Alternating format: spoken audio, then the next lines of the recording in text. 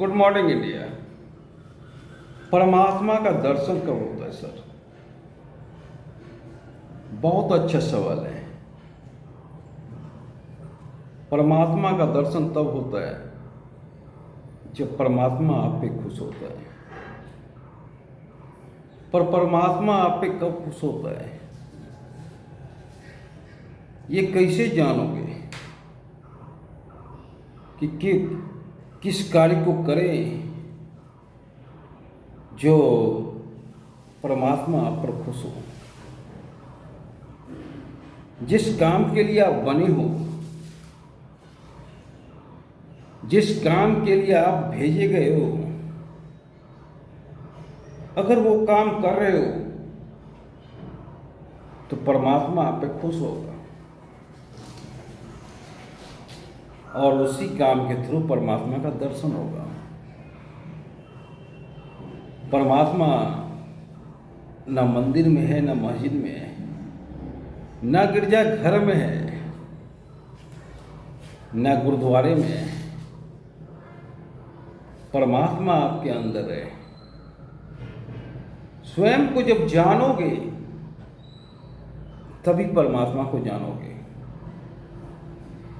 जिसने स्वयं को जाना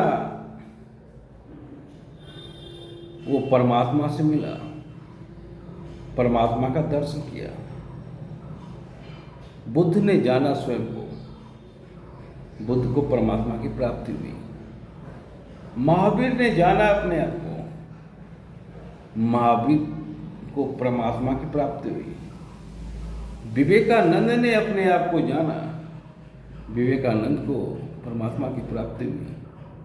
रामकृष्ण परमहंस ने परमात्मा को जाना, उन्हें भी परमात्मा की प्राप्ति हुई।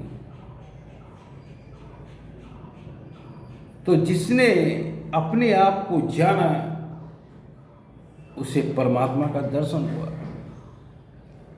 और जिसने अपने आप को नहीं जाना उसे परमात्मा का दर्शन नहीं हुआ। अगर आप परमात्मा के बनाए रास्ते पे चल रहे हो, परमात्मा ने जिस काम के लिए आपको भेजा है, अगर वो काम कर रहे हो तो परमात्मा का दर्शन जरूर होगा। और सबसे सरल तरीका है इसे जानने का। जो काम आपको बार बार अपनी ओर खींचे, उसी काम के लिए परमात्मा ने आपको बनाया है। अब आपको उस रास्ते पे चलना है। आप अच्छे चित्रकार हो सकते हो, आप अच्छे डांसर हो सकते हो, आप अच्छे म्यूजिशियन हो सकते हो, आप अच्छे क्रिकेटर हो सकते हो, आप अच्छे सन्यासी हो सकते हो, आप अच्छे एक्टर हो सकते हो, आप अच्छे फुटबॉलर हो सकते हो। कुछ भी तो जरूर होगा। जो होगा उसी रास्ते पे चलना है और उसी रास्ते के थ्रू परमात्मा की प्राप्ति होगी। लोगों की परवाह नहीं करना है। जब रास्ता मिल जाए तो इतना अपने आप को उस काम में झोंक दें कि दिन और रात आपको पता भी नहीं चलना चाहिए। अगर उस काम में आप शहीद भी हो जाते हो तो परमात्मा खुश होगा। जैसे कोई सैनिक शहीद होता है तो परमात्मा खुश होता है। तो अगर उस काम को करते हुए अगर शहीद भी हो जाओगे तो परमात्मा खुश होगा। मतलब उस काम के सिवा कोई काम नहीं करना। जीना यहाँ, मरना यहाँ, इसके सिवा जाना का कितना भी कठिनाई क्यों ना हो, वही काम करना। हॉलैंड का एक पेंटर था, बहुत जिद्दी पेंटर था। पेंटिंग बिकता नहीं था, सिर्फ पेंटिंग करने में उसे मन लगता था। और थियो उसका भाई हेल्प करता था, जिसके थ्रू विसेंट पेंटिंग करता था। पर विसेंट के ऊपर तरह तरह का आफत आते रहता था। विसेंट को कई एक बार पागलपन के दौरे भी पड़े, पर विसेंट जब तक जिंदा रहा पेंटिंग की साधना करता रहा। यहां तक कि हॉस्पिटल में भी विसेंट पेंटिंग करता रहा। उन्हें करने में आनंद आता था, उन्हें यह टेंशन भी नहीं रहता था कि पेंटिंग बिके या ना बिके। उन्हें पेंटिंग करने में ही परमात्मा का दर्शन होता था और वो आनंदित रहते थे।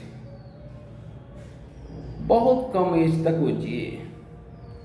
35 वर्ष की अवस्था में विसेंट ने अपने आप को गोली मार लिया और मरने के 4 साल बाद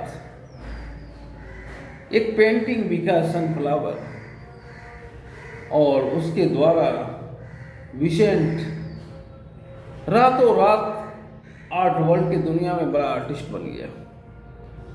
और हॉलैंड में विसेंट के नाम से विसेंट वान गो एयरपोर्ट है।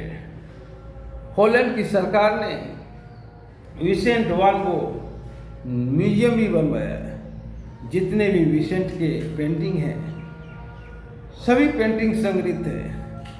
आज करोड़ों अरबों रुपयों में भी विसेंट का पेंटिंग नहीं मिल सकता है।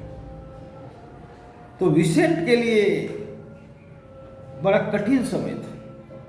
उनका पेंटिंग बिकता नहीं था और चारों ओर से आलोचना हो रहा था। कला समीक्षक भी आलोचना कर रहे थे और कला मित्र भी आलोचना कर रहे थे और समय से आगे पेंट कर रहे थे। इसलिए विसेंट को कोई पहचान नहीं रहा था। पर विसेंट जिद्दी था, उसे करने में आनंद आता था, उसे परमात्मा का दर्शन पेंटिंग करने में होता था। तो इस तरह विसेंट ने परमात्मा का दर्शन किया। कठिन समय में भी विसेंट ने परमात्मा का दर्शन किया।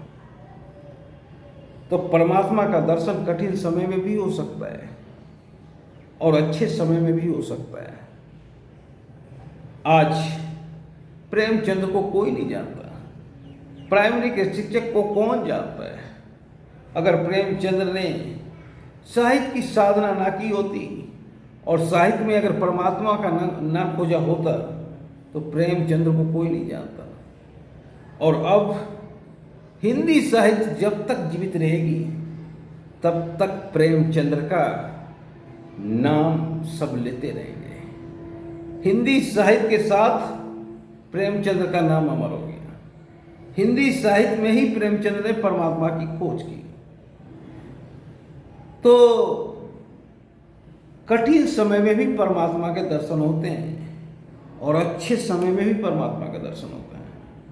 परमात्मा का दर्शन करने का एक ही रास्ता है। सबसे पहले अपने आप को जानना होगा, आपको परमात्मा ने किस कार्य के लिए चुना है। उसके बाद उसी रास्ते पे साधना करना होगा, तपस्या करना होगा, त्याग करना होगा। और 4-5 साल बाद देखेंगे जब आपको ऐसा लगने लगे कि इससे अच्छा कार्य मेरे लिए कुछ नहीं है, तो समझिए परम आनंद की प्राप्ति होने लगे। और परम आनंद की प्राप्ति के पहले परमात्मा का दर्शन बाद में होता है। जब परम आनंद की प्राप्ति होने लगे तो समझ जाइए कि परमात्मा का दर्शन तो होना ही है। और जब परमात्मा का दर्शन हो जाता है तो जीवन धन्य हो जाता है। जय हिंद।